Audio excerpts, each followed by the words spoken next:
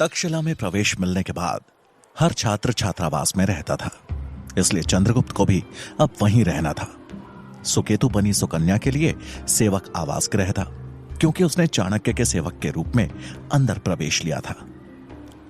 चंद्रगुप्त का अन्य छात्रों के साथ छात्रावास में रहना और सुकन्या का सुकेतु बनना दोनों ही किसी बड़ी चुनौती से कम नहीं थे, और यह बात चाणक्य के साथ साथ वो दोनों भी जानते थे। तक्षशिला विश्वविद्यालय के प्रांगण में बने छात्रावास से दूर बह रही सिंधु नदी का खूबसूरत नजारा दिखता था।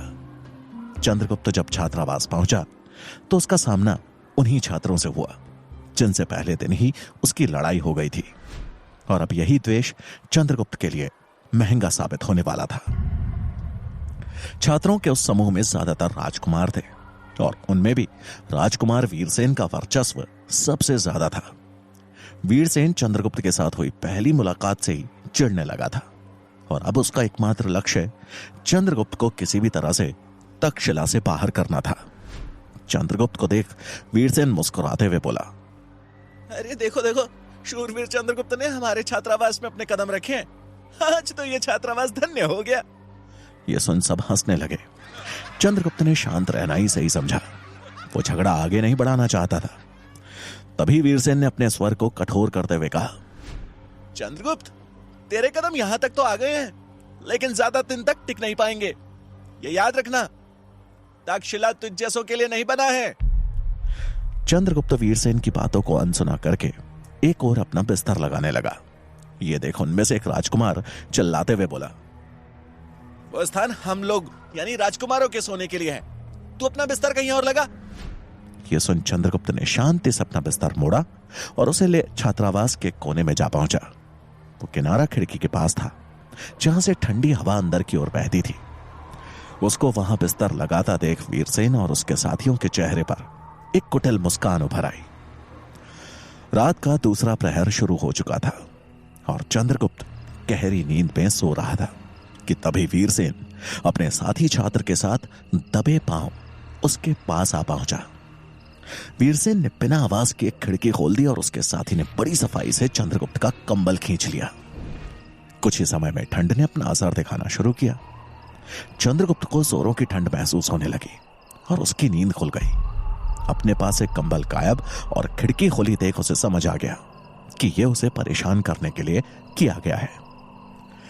चंद्रगुप्त ने झट से खिड़की तो बंद कर दी, लेकिन ठंड इतनी थी कि कंबल के बिना गुजारा संभव नहीं था। उसे समझ में नहीं आ रहा था कि अब इस अंधेरे में अपना कंबल खोजे तो खोजे कहां। उसने बगैर कंबल के ही सोने का निर्णय लिया, लेकिन जैसे ही उसकी आंख लगती कोई ना कोई खिड़की खोल के चला जाता।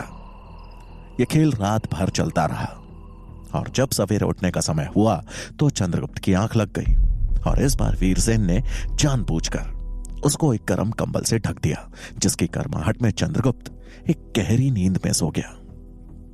कुछ समय बाद जब अचानक चंद्रगुप्त की आंख खुली तो उसे आज तक्षशिला में अपनी पहली कक्षा के लिए देर हो चुकी थी। वो किसी तरह जल्दी से तैयार होकर कक्ष में पहुंचा, जहां आचार्य चाणक्य स्वयं राजनीति विज्ञान का पाठ पढ़ा रहे थे। चंद्रगुप्त जैसे ही कक्षा में प्रवेश करने को हुआ, चाणक्य ने उसे द्वार पे ही रोक दिया और कठोर स्वर में बोले, मेरी कक्षा में देर से आने वालों के लिए कोई स्थान नहीं है। यह देख वीरसेन और अन्य छात्रों के चेहरे खुशी से खिल गए। चंद्रगुप्त ने अपने बचाव में बड़ी विनम्रता और घबराहट के साथ कहा, क्षमा करें आचार्य, वो मैं। लेकिन चाणक्य ने उसकी बात काट दी और क्रोधित हो बोले, क्षमा नहीं, दंड मिलेगा तुम्हें। समय का महत्व क्या होता है तुम्हें यह समझाना जरूरी है। चंद्रगुप्त आचार्य को बताना चाहता था कि उसे किस वजह से देर हुई, लेकिन चाणक्य इतने क्रोधित थे कि उसने चुप रहना ही ठीक समझा। चंद्रगुप्त का उतरा हुआ चेहरा देख वीरसेन और अन्य छात्र मंद मंद मुस्कुरा रहे थे। कुछ सोचते हुए चाणक्य बोले, तुमने जितनी देर मेरी कक्षा में आने में की है, ठीक उतने ही समय के लिए मेरा पाठ खत्म होने के बाद तुम्हें यहां बैठना पड़ेगा, वो भी अकेले। चंद्रगुप्त को शुरुआत में तो यह दंड कुछ समझ नहीं आया, लेकिन जब आचार्य चाणक्य का पाठ खत्म हुआ और सभी छात्र वहां से निकलकर युद्ध कला की कक्षा के लिए जाने लगे, तब उसे आभास हुआ कि आचार्य चाणक्य ने उसे रोक आगे होने वाली कक्षा में भी देर से पहुंचने की सजा दे दी है। वो अब परेशान हो उठा, लेकिन आज्ञा तो आज्ञा थी। वीरसेन और उसके साथी राजकुमार चंद्रगुप्त की तरफ देख एक कुटिल मुस्कान के साथ एक एक कर वहां से निकल गए। वो जानते थे कि इसके बाद युद्ध कला की कक्षा शुरू होनी है, जिसका पाठ पढ़ाने वाले आचार्य श्वेतांक अपनी कक्षा में देर से आने वालों को कठोर से कठोर दंड देते हैं, ताकि दोबारा उनकी कक्षा में कोई देरी से आने का साहस न कर सके। आचार्य श्वेतांक युद्ध कला सिखाने में पारंगत थे, लेकिन उनके जैसा सख्त स्वभाव का शिक्षक पूरे तक्षशिला में नहीं था। दंड का समय पूरा होते ही चंद्रगुप्त भागते हुए युद्ध कला की कक्षा में पहुंचा, जहां आचार्य श्वेतांक लगभग अपना पहला पाठ खत्म कर चुके थे।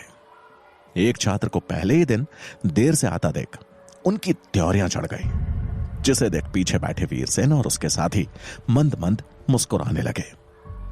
आचार्य श्वेतांक ने चंद्रगुप्त को कक्षा के द्वार पे रोकते हुए गुस्से में कहा, वहीं रुक जाओ। मेरी कक्षा में देर से आने का साहस भी कैसे किया तुमने? क्या नाम है तुम्हारा? चंद्रगुप्त ने डरते हुए तभी आवाज में कहा, क्षमा करें आचार्य, मेरा नाम चंद्रगुप्त है और आज यहां मेरा पहला दिन है। आचार्य श्वेतांक भड़कते हुए बोले, आज पहला दिन है और पहले ही दिन देरी? समय का कोई मोल है या नहीं? तुमने जो किया है उसका दंड तुमको अवश्य मिलेगा। तुम आज पूरे दिन शस्त्रागार में गरम लोहा पीटने का काम करोगे। तुम जैसे दुष्ट छात्रों को समय की कीमत सिखाने का यही उचित तरीका है। यह सुन चंद्रगुप्त मायूस हो गया। तक्षशिला में उसका पहला दिन ही इतना बुरा हो जाएगा, उसने कभी स्वप्न में भी नहीं सोचा था। वो वहीं चिंतित सा खड़ा रहा। उसकी हालत देख वीरसेन और उसके साथी मुस्कुरा रहे थे। चंद्रगुप्त को ऐसे खड़ा देख आचार्य भड़कते हुए बोले, यहां खड़े रहने से दंड कम नहीं हो जाएगा। तुम अभी मेरे शिक्षण से परिचित नहीं हो, लेकिन शीघ्र ही हो जाओगे। दुखी मन से चंद्रगुप्त शस्त्रागार जा पहुंचा, जहां गर्म लोहे को पीटकर शस्त्र बनाए जा रहे थे। ये शस्त्र किसी व्यापार के लिए नहीं, बल्कि तक्षशिला में छात्रों के प्रशिक्षण के लिए तैयार किए जाते थे। दंड के रूप में अब चंद्रगुप्त ने आग में जल रहे लोहे को पीटने का काम शुरू कर दिया। लोहे पे लगी हर चोट जैसे उसके अंदर एक चोट पैदा कर रही थी। उसे पछतावा हो रहा था कि वो सुबह क्यों सो गया, क्यों उसकी समय पे आंख नहीं खुली। वो जानता था कि यह सब किसका किया धरा है, लेकिन वो अभी यहां के पुराने छात्रों से लड़ नहीं सकता था। वो नहीं चाहता था कि उसकी एक गलती का हर्जाना उसको यहां से निष्कासित किया जाना बने। इन्हीं सवालों में उलझ वो लगातार काम करता रहा। दिन के तीसरे प्रहर में जब सभी छात्रों की कक्षाएं समाप्त हो गई, तब वीरसेन और उसके कुछ साथी चंद्रगुप्त का मजाक उड़ाने शस्त्रागार आ पहुंचे। चंद्रगुप्त को लोहा पीटते देख वीरसेन बोला, अरे जरा देखो तो शूरवीर चंद्रगुप्त को, शिक्षा लेने आया था और क्या करना पड़ रहा है। वैसे सही भी है, कम से कम इसे अपनी सही जगह तो पता चली। वीरसेन की बात सुन सब एक साथ हंस दिए। चंद्रगुप्त उस अपमान के घूंट को पीकर रह गया। वो क्रोध से उबल रहा था और इसका प्रमाण था उसके द्वारा लोहे पर किया जा रहा हर एक प्रहार। तभी एक राजकुमार ने तंज कसते हुए कहा, लगता है हमने शूरवीर चंद्रगुप्त की भावनाएं एक बार फिर आहत कर दी। पिछली बार इनका गुस्सा घास को सहन करना पड़ा था और आज बेचारा लोहा। इंसानों से लड़ना तो आता ही नहीं है इन्हें। यह सुन चंद्रगुप्त ने लोहा पीटना रोक दिया और सबकी तरफ देखते हुए बड़े शांत लहजे में बोला, देखो, मेरा प्रवेश यहां पे योग्यता के आधार पे हुआ है, तो मेरी तुम सबसे विनती है कि मुझे यहां शिक्षा ग्रहण करने दो। यह सुन वीरसेन त्योरियां चढ़ाते हुए बोला, कौन कहता है कि तू यहाँ की योग्य है? वो तो आचार्य चाणक्य लाना चाहते थे तुझे, इसलिए तू यहाँ तक पहुंच पाया है। नहीं तो तुझे कोई अपने घर में प्रवेश ना दे, तक्षशिला तो बहुत दूर की बात है। यह सुन वीरसेन के साथ मौजूद सब साथी हंसने लगे। चंद्रगुप्त का गुस्से से पारा बढ़ने लगा। इससे पहले की बात आगे बढ़ती तभी वहां शस्त्रागार के प्रमुख आ पहुंचे और उन सबको तुरंत वहां से जाने को कह दिया। उसके बाद उन्होंने चंद्रगुप्त को काम करने का सख्त आदेश दिया और चले गए। चंद्रगुप्त निराश होकर फिर से वहां लोहा पीटने में लग गया। जहां चंद्रगुप्त पुराने छात्रों के उत्पीड़न से परेशान था, वहीं उसके प्रवेश के बाद अब आचार्य चाणक्य को मगध में अपने कार्य को आगे बढ़ाने की चिंता सताने लगी थी। उनकी चिंता का हल मगध पहुंच के ही संभव था।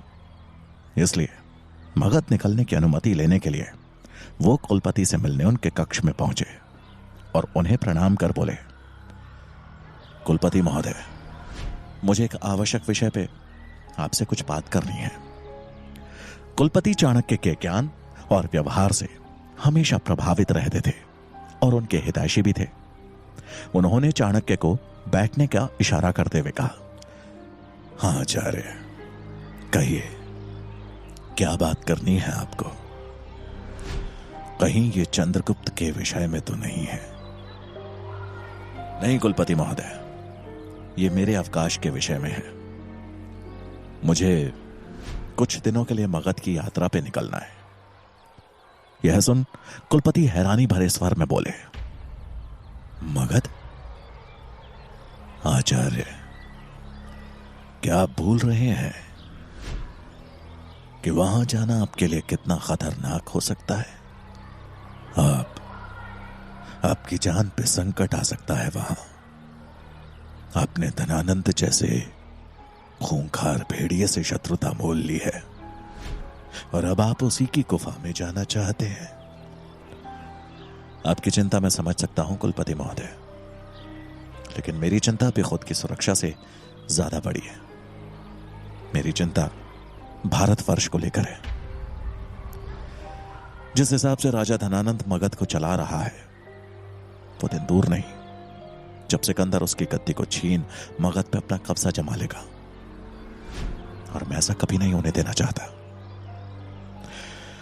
इसीलिए मुझे कुछ ऐसी योजनाओं पे काम करना है जिससे मैं अपने देश को, अपने लोगों को बाहरी ताकतों से सुरक्षित कर सकूं। चाणक्य ने अपनी बात रखते हुए बड़ी दृढ़ता से कहा। उनके स्वर में आत्मविश्वास की झलक थी, जिसे सुन कुलपति बोले, मुझे मालूम है कि आप जिस भी योजना को सोचकर जा रहे होंगे वो अवश्य ही उचित होगी और देश हित में होगी। मैं बस यही कहना चाहूंगा कि आप थोड़ा सावधान रहिएगा, क्योंकि राज दरबार में जो हुआ उसके बाद से मगध आपके लिए सुरक्षित नहीं है।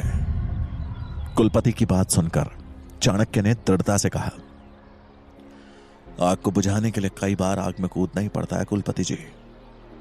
अपनी शिखा को खोल मैंने एक प्रण लिया है, जिसको पूरा करने के लिए मैं आग तो क्या, तहकते लावे में भी कूदने को तैयार हूं।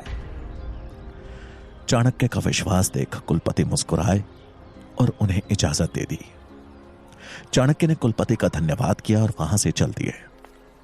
लेकिन चाणक्य को जरा सा भी अंदाजा नहीं हुआ कि उनकी ये बातें दरवाजे पे कान लगाए आचार्य गजानन सुन रहे थे और उन्हें पता चल चुका था कि चाणक्य मगध की तरफ निकल रहे हैं। ये जान गजानन के मुख पे कुटिल मुस्कान बिखर आई थी। चाणक्य को कक्ष से बाहर जाता देख वो मन ही मन बोले, आचार्य चाणक्य, आप मगध जा तो रहे हैं, लेकिन इस बार मैं यह सुनिश्चित करूंगा कि आप वापस तक्षशिला कभी न लौट पाए। मुझे बस आपके मगध प्रवेश की सूचना वहां के सेनापति तक पहुंचानी है और आपका कटा हुआ सर पाटलिपुत्र के चौराहे पर होगा। गजानन के मुख पे एक विजयी मुस्कान थी, जैसे कि कोई बहुत बड़ी जंग जीत ली हो उसने। कुलपति से मिलने के बाद चाणक्य सीधा शस्त्रागार आ पहुंचे, जहां चंद्रगुप्त अभी भी लोहा पीटने में लगा हुआ था। वो थक के चूर हो चुका था और उसका शरीर शीतल पड़ने लगा था। इतनी कठोर सजा की अपेक्षा उसने नहीं की थी। चाणक्य को देख चंद्रगुप्त के मुख पर एक आशा की किरण जगी। उसने उनको प्रणाम कर एक ही सांस में रात की पूरी घटना कह डाली। चंद्रगुप्त की बात सुन चाणक्य बोले, चंद्रगुप्त, समय बहुत मूल्यवान वस्तु है। जिसे तुम किसी के लिए नहीं छोड़ सकते। रही बात उन छात्रों की, तो मैं हर समय तुम्हारे साथ नहीं रह पाऊंगा। तुम्हें खुद को मजबूत बनाना पड़ेगा, चालाक बनाना पड़ेगा, ताकि तुम्हारा कोई नुकसान कभी ना कर सके। आज किसी की वजह से तुम्हारे समय का, तुम्हारी शिक्षा का नुकसान हुआ है। कल यह नुकसान तुम्हारे आत्मविश्वास का, तुम्हारे साहस का भी हो सकता है। इसलिए तुम्हें अपने बलबूते पे हर स्थिति का सामना करना सीखना पड़ेगा, ताकि तुम्हारी शिक्षा में कोई अवरोध ना बन सके। चाणक्य की बातें चंद्रगुप्त को भीतर तक भेद, उसके अंदर एक ऊर्जा का संचार कर रही थी। वो समझ रहा था कि उसे परिस्थितियों से भागना नहीं, बल्कि उनका सामना करना सीखना पड़ेगा। चंद्रगुप्त ने अपने अंदर के आत्मविश्वास को जगाते हुए ऊंचे स्वर में कहा, मैं समझ गया आचार्य, मुझे माफ करें। आज के बाद मैं अपने सीखने की प्रक्रिया में किसी को बाधा नहीं बनने दूंगा। यह सुन चाणक्य मुस्कुराए और फिर एक गंभीर मुद्रा में बोले, अच्छी बात है। मैं कुछ विशेष कार्यों के चलते मगध जा रहा हूं। मुझे आशा है कि तुम अपनी शिक्षा मेहनत और लगन से ग्रहण करते हुए सुकेतु का भी ध्यान रखोगे। बस ये याद रहे कि यहां के छात्रों की तुलना में तुम्हारे पास सीखने के लिए ठीक आधा समय है। तुम्हें बहुत तेजी से आगे बढ़ना होगा, क्योंकि एक बड़ा खतरा हमारे भारतवर्ष पर अपने कदम पसार रहा है और हमें उसे रोकना है। चंद्रगुप्त चाणक्य के शब्दों को सुन उत्साहित हो चुका था। सुबह से छाई निराशा अब जैसे मिटने लगी थी। चाणक्य चंद्रगुप्त को समझाकर वहां से चले गए।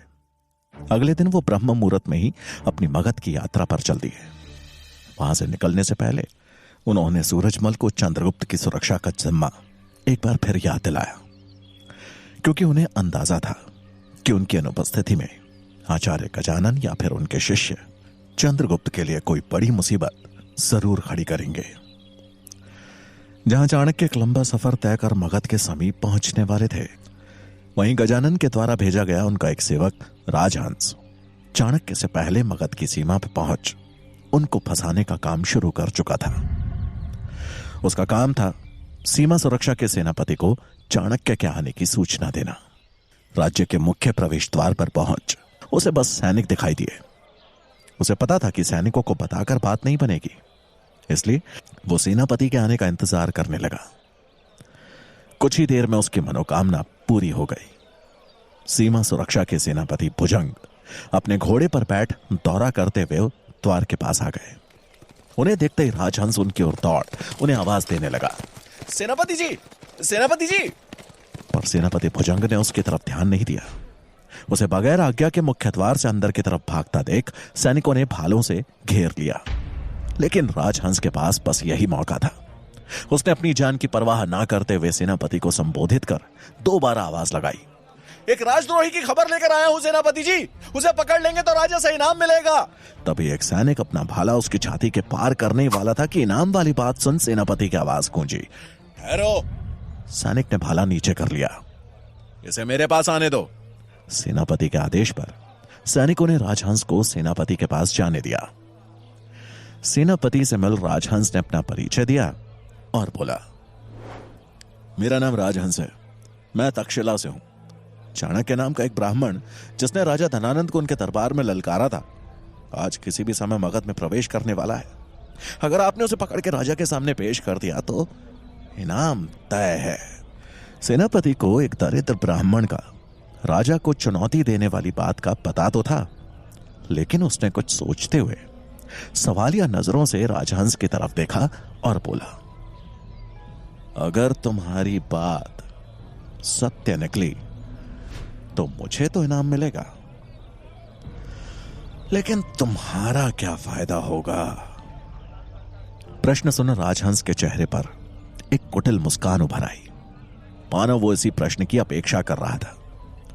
उसने सेनापति के सवाल का उत्तर देते हुए कहा, बस यूं समझ लीजिए कि आपका शत्रु मेरे गुरु का भी शत्रु है, इसलिए मैं आपका मित्र बन आपकी मदद करना चाहता हूं। चाणक्य मारा गया तो आपको आपका इनाम मिल जाएगा और मेरे गुरु को जीवन भर के लिए उससे छुटकारा। राजहंस के इस उत्तर ने सेनापति का भरोसा जीत लिया। अब उसकी आंखों में इनाम की लालसा साफ नजर आ रही थी।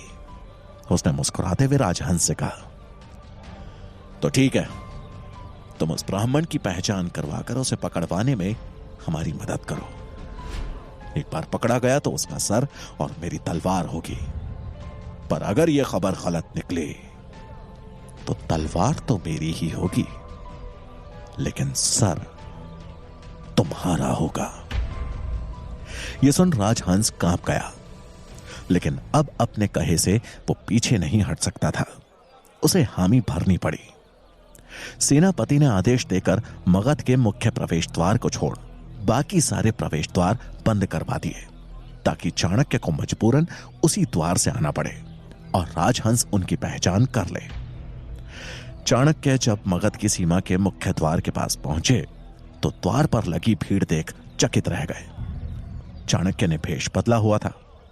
उन्होंने वहां मौजूद एक राहगीर से इतनी भीड़ जमा होने का कारण पूछा तो उसने उत्तर देते हुए कहा, अरे सीमा प्रवेश के सारे द्वार तो बंद हैं, बस यही एक मुख्य द्वार है जहां से प्रवेश मिल रहा है। आप भाग्यवान हैं जो सीधा इस द्वार पर आए। मैं तो कुछ समय पहले दूसरे द्वार से प्रवेश कर रहा था कि अचानक द्वार बंद कर दिए गए। कारण पूछने पर कुछ बताया भी नहीं। वहां से फिर यात्रा कर यहां पहुंचा हूं। अब जब भाग्य में दौड़ना ही लिखा है तो वही सही।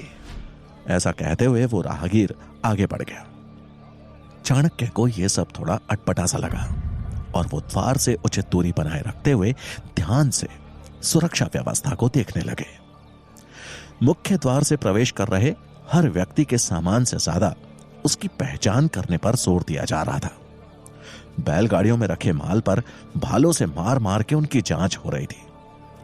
चाणक्य को यह तो समझ आ गया वो सैनिक सामान से ज्यादा किसी आदमी की तलाश में है।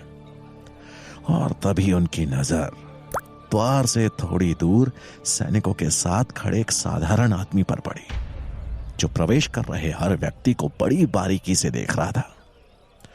वो आदमी और कोई नहीं बल्कि राजहंस था, लेकिन चाणक्य उससे कभी मिले नहीं थे, इसलिए वो उनके लिए बस एक अनजान आदमी ही था। चाणक्य को इतना समझ आ गया कि हो ना हो तक्षशिला में उनके मगध जाने की भनक किसी ना किसी को लग गई थी और उसने अपना आदमी भेज चाणक्य को पकड़वाने की साजिश खूब अच्छे से रची थी। चाणक्य ने मन ही मन सोचते हुए कहा, कुलपति तो ऐसा नहीं कर सकते, तो फिर कौन है जो मुझे मारना चाहता है? आचार्य मेघनाथ, आचार्य गजानन। सबको पता है कि मगध में पकड़े जाने पर मुझे मृत्यु दंड मिलेगा, तो फिर कौन है जो मेरे प्रति इतनी घृणा पाल के बैठा है कि मुझे मारकर ही दम लेगा? इन सब सवालों ने मानो चाणक्य को घेर लिया था। वो चिंतित हो उठे। उनके मन में उठ रहे सवालों का तो उनके पास कोई उत्तर नहीं था, लेकिन सामने खड़ी चुनौती स्पष्ट थी। चुनौती मगध में प्रवेश करने की।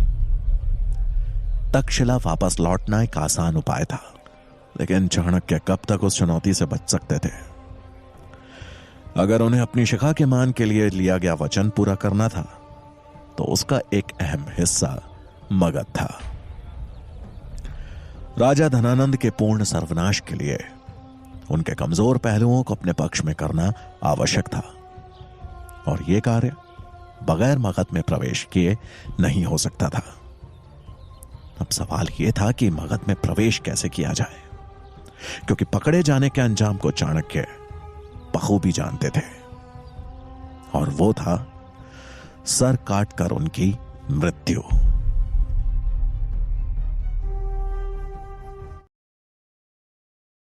होते हैं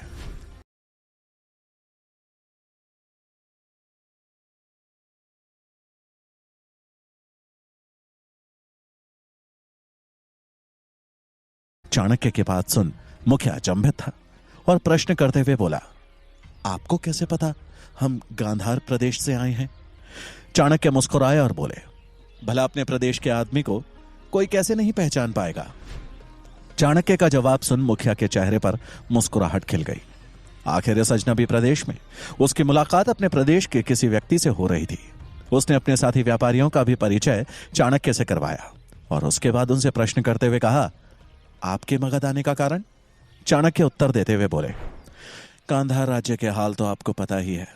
मैं सिकंदर के आक्रमण से पहले राजा आंबी की सेना में था, पर कुछ निजी कारणों से सेना को छोड़ व्यापार करने लगा।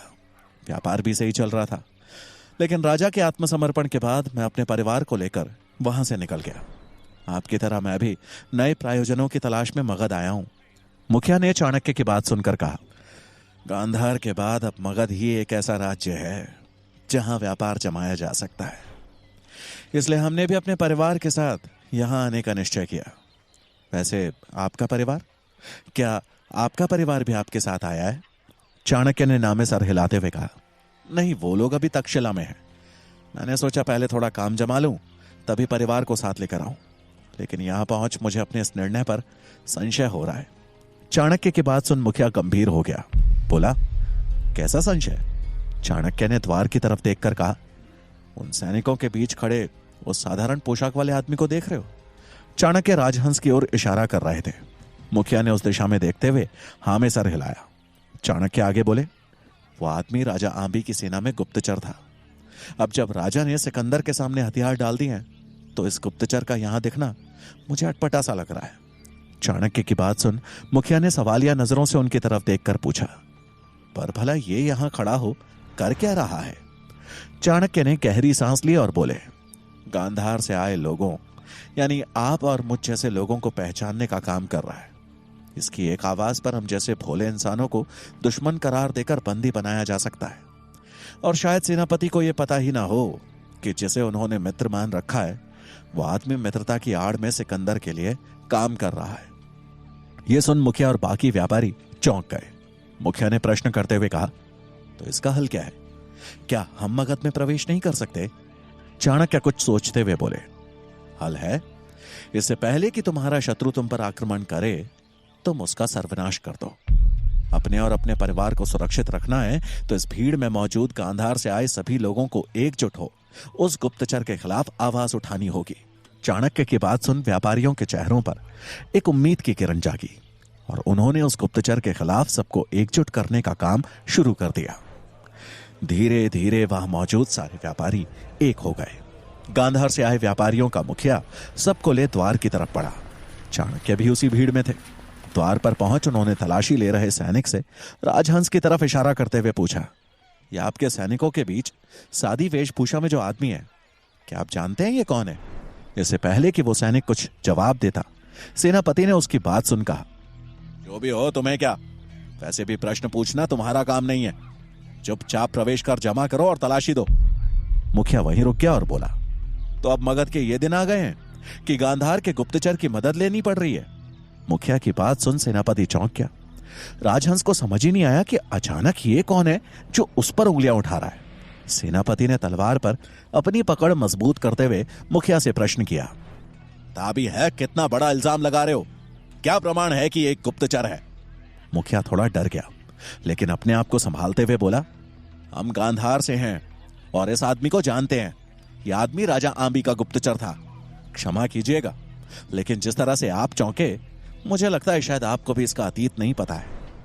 तो मुझे यकीन है कि इसने आपसे भी झूठ बोला है और मित्रता की आड़ में सिकंदर के लिए काम कर रहा है। यह सुन राजहंस आगे बढ़ते हुए चिल्लाया, झूठ कह रहा है यह आदमी।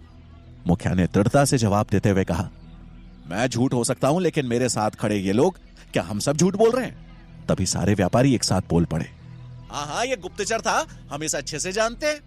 चाणक्य का यह दाव अपना काम कर गया। इतने लोगों का एक साथ हो राजहंस को गुप्तचर बताना भला कैसे गलत हो सकता था? सेनापति भुजंग ने तुरंत सैनिकों को आदेश देते हुए कहा, बंदी बना लो इसे। सैनिक राजहंस की ओर लपके और उसको तुरंत बंदी बना लिया। राजहंस चिल्लाते हुए बोला, झूठे हैं ये सब चाणक्य का किया धरा है, मेरी मानो, ये सब उसी की चाल है। सेनापति ने राजहंस को गर्दन से पकड़ मुखिया की तरफ इशारा करते हुए कहा, क्या ये चाणक्य है? उसने नामे सर हिलाया।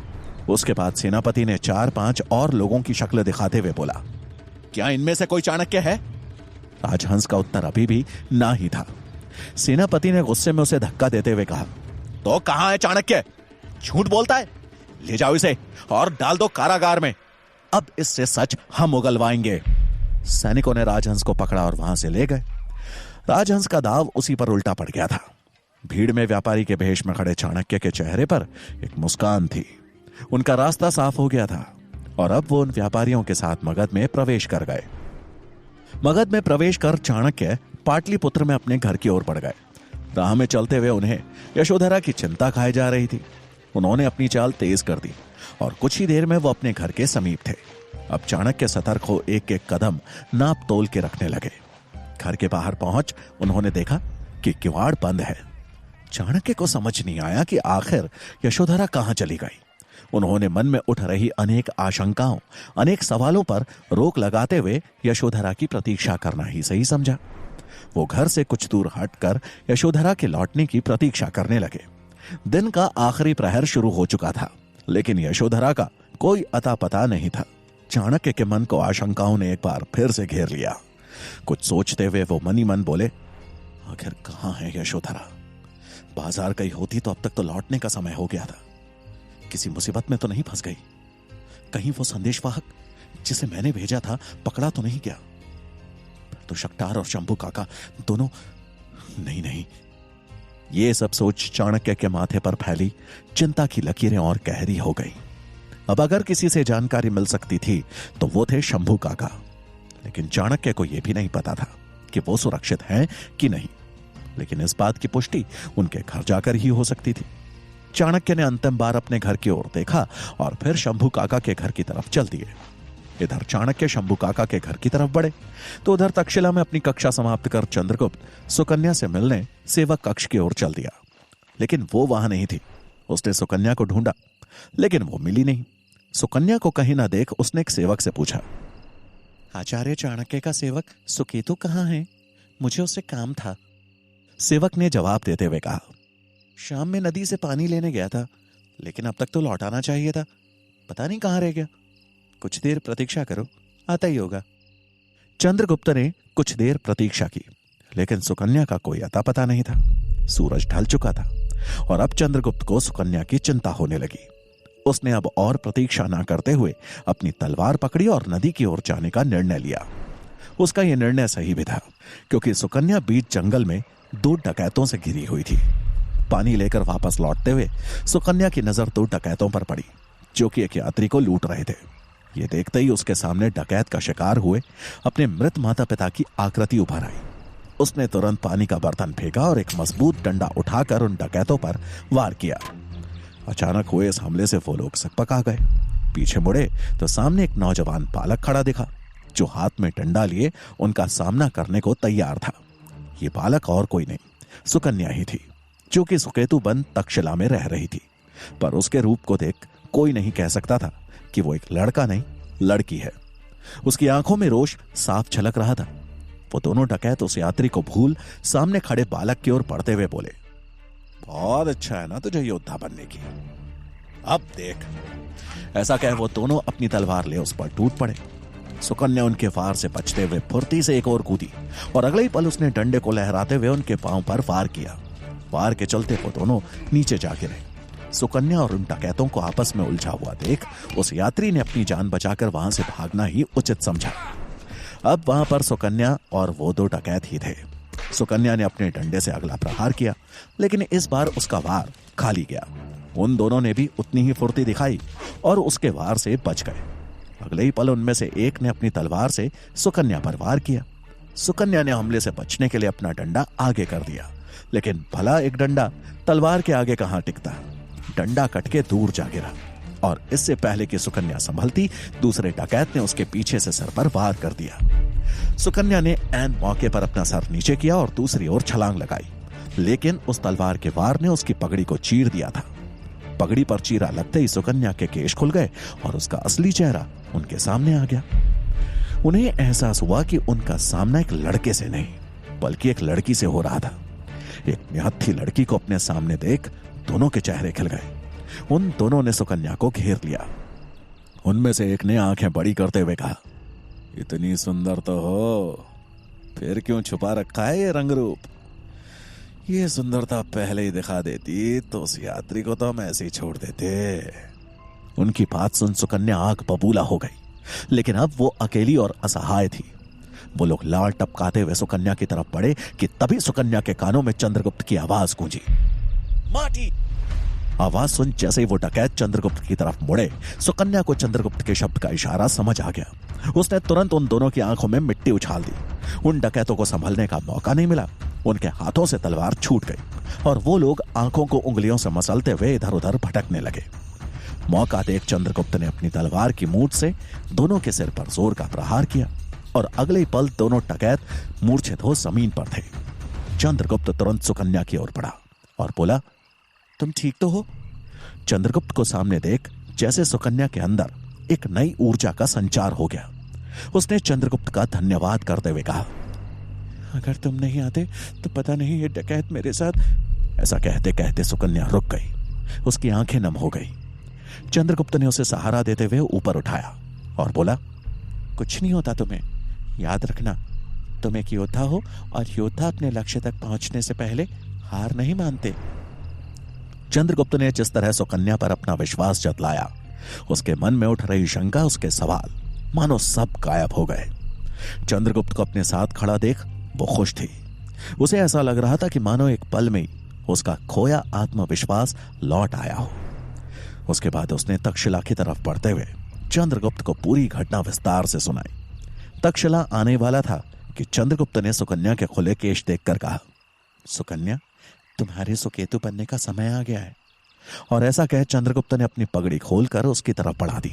सुकन्या ने उसके हाथ से पगड़ी का कपड़ा लिया और उन दोनों की खिलखिलाती हंसी उस वातावरण में गूंज उठी। इधर मगध की राजधानी पाटलिपुत्र में उदास मन लिए शंभु काका रात्रि का भोज कर जैसे ही अपने शयन कक्ष की ओर बढ़े तो दरवाजे को हल्का सा खुला देख वहीं रुक गए। उन्होंने इधर उधर देखा तो कोई सेवक नहीं दिखा। सेवक को तो अभी अभी उन्होंने ही भेजा था। उनके मस्तिष्क में अमात्य द्वारा नकली प्रमाण प्रस्तुत कर रक्षा मंत्री शक्टार को राजद्रोही घोषित कर बंदी बनाए जाने के दृश्य कौंध गए। उनकी सांसें तेज हो गई। उन्हें आभास होने लगा कि अब उनका भी समय आ चुका है। उन्हें यकीन हो गया कि अमात्य ने अवश्य किसी मसाई सैनिक को उन्हें मारने भेज दिया, जो कि उस द्वार के अंदर घात लगाए बस उन्हीं का इंतजार कर रहा है। शंभू काका थे बूढ़े, पर उस मसाई सैनिक के सामने अपनी गर्दन झुकाकर उसका शिकार बनना उन्हें मंजूर नहीं था। वो दबे पांव वहां से हटे और दूसरे कक्ष में जाकर अपनी तलवार ले आए। दरवाजे के सामने वापस आकर उन्होंने एक किनारे हो दरवाजे को लात मारी, लेकिन अंदर कोई प्रतिक्रिया नहीं हुई। अब वो सावधानी से दोनों हाथों से तलवार पकड़ अंदर घुसे। उन्होंने झांक के इधर उधर देखा तो कोई नहीं दिखा। मंत्री शक्टार के पकड़े जाने के बाद शंभुनाथ को पता था कि अब अमात्य का अगला वार उन्हीं पर है, इसलिए अब वो किसी भी जगह सुरक्षित नहीं थे। शयन कक्ष में किसी को ना देख शंभुनाथ ने गहरी सांस ली कि तभी उन्हें लगा कि कोई उनके पीछे खड़ा है। वो तलवार ले जैसे ही पलटे तो सामने चाणक्य थे। चाणक्य ने अपना सर झुकाते हुए उन्हें नमन किया और बोले, ऐसे एक अपराधी की तरह आपके कक्ष में घुसने के लिए क्षमा चाहूंगा काका। चाणक्य को देख शंभू काका की उखड़ी सांस जैसे वापस आई और उन्होंने तलवार को नीचे रख चाणक्य को आशीर्वाद दिया। चाणक्य को देख शंभू काका भावुक थे। उनको भावुक देख चाणक्य चिंतित हो गए और उनसे प्रश्न करते हुए पूछा, सब ठीक तो है ना काका? मैं यशोधरा से मिलने घर गया था, परंतु वो वहां नहीं थी। शंभू काका ने चाणक्य की चिंता को कम करते हुए कहा, यशोधरा सुरक्षित है। चाणक्य के कान मानो ये सुनने के लिए तरस रहे थे। यशोधरा की कुशलता के बारे में जान उन्हें संतुष्टि मिली। शंभू काका अपनी बात को आगे बढ़ाते हुए बोले, यशोधरा तो सुरक्षित है। तुम्हारा संदेश मिलते ही मंत्री शक्टार ने उसे उसके मायके भेजने का बंदोबस्त कर दिया था, लेकिन अपने लिए वो कुछ नहीं कर पाए। उन्हें अमात्य ने राजद्रोह के इल्जाम में फंसा कारागार में डलवा दिया। यह सुन चाणक्य के होश उड़ गए। मंत्री शक्टार का पकड़ा जाना उनके लिए किसी बड़े सदमे से कम नहीं था। चाणक्य ने हैरानी में पूछा, ये कैसे हुआ काका? शंभुनाथ बोले, अमात्य ने गहरी साजिश रची। उसने यूनानियों का भेजा गया एक निमंत्रण पत्र बड़ी चालाकी से मंत्री शक्टार के कक्ष में रखवा दिया और फिर उनके कक्ष की छूटी तलाशी करवा वो पत्र बरामद कर बड़े दरबार में राजा धनानंद के सामने रख दिया। धनानंद को तो तुम जानते ही हो, अमात्य पे उन्हें सबसे ज्यादा भरोसा है। अगले ही पल शक्तार पर राजद्रोह का इल्जाम लग गया और उन्हें बंदी बना लिया गया। यह सब सुन चाणक्य के अंदर घबराहट उमड़ने लगी, चिंता की रेखाएं उनके माथे पे उभरने लगी। तभी उन्होंने कुछ सोचते हुए पूछा, काका जो हुआ बहुत बुरा हुआ, लेकिन धनानंद के साथ उससे भी बुरा होगा, ये मेरा प्रण है काका। शंभुनाथ चाणक्य की तरफ देखते हुए बोले, धनानंद की एक कमजोरी का पता चला है मुझे, जिसे उसके ही खिलाफ इस्तेमाल किया जा सकता है। चाणक्य ने तुरंत ही उत्सुकतावश पूछा, वो क्या है काका?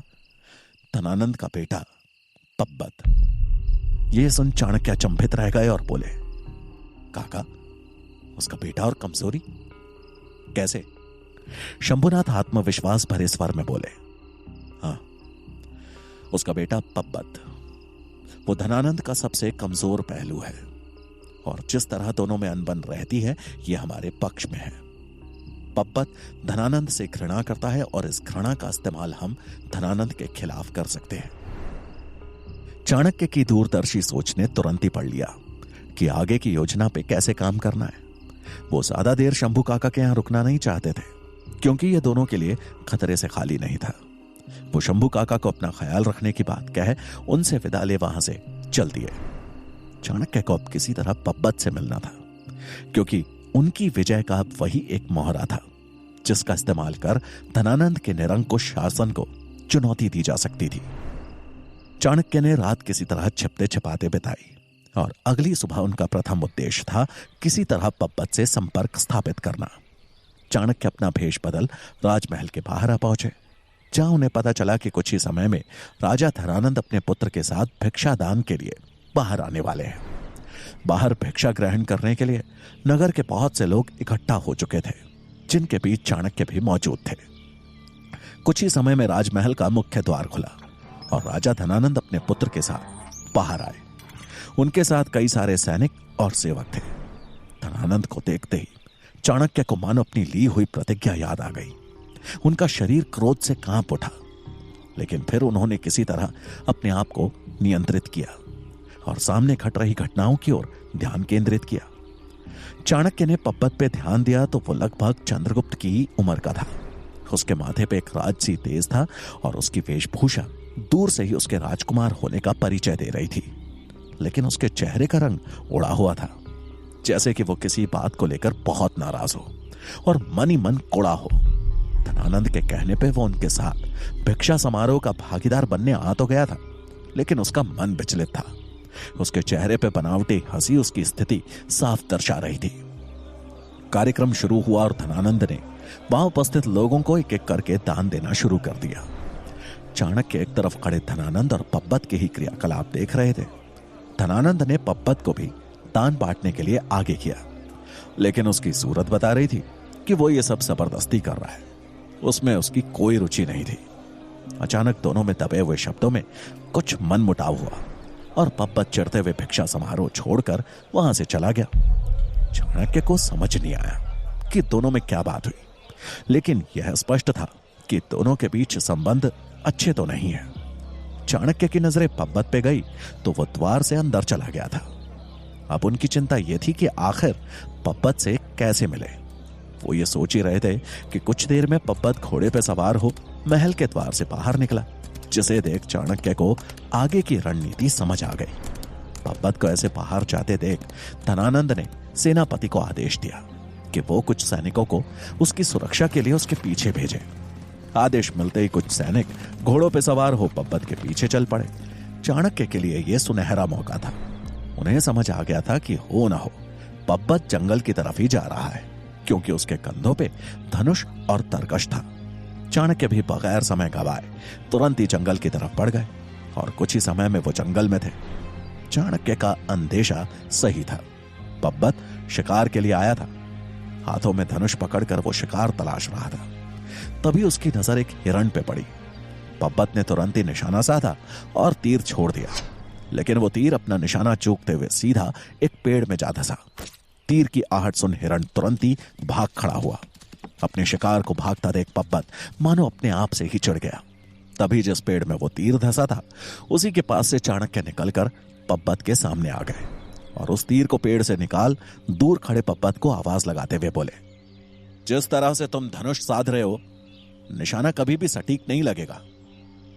दूर खड़े एक ब्राह्मण को अपनी धनुर्विद्या पर प्रश्न उठाते देख पब्बत का पारा जैसे आसमान छू गया। उसने गुस्से में चिल्लाते हुए पूछा, छे ये ज्ञान देने वाले तुम होते कौन हो?